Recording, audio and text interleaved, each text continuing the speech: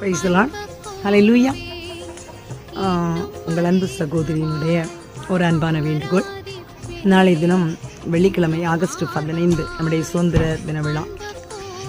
காலை 9 மணி முதல் மாலை 6 மணி வரைக்கும் உங்கள் சகோதரியோடு கூட நீங்கள் உபவாசித்து ஜெபிக்கலாம். சனிக்கிழமை அதுபோல் காலை 9 மணி முதல்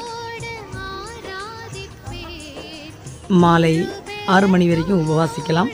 மீண்டும் இரவு 9 மணி முதல் அதிகாலை 3 மணி வரைக்கும் நேசரோடு ஒரு இரவு பிரார்த்தனையிலே கலந்து கொள்ளலாம்.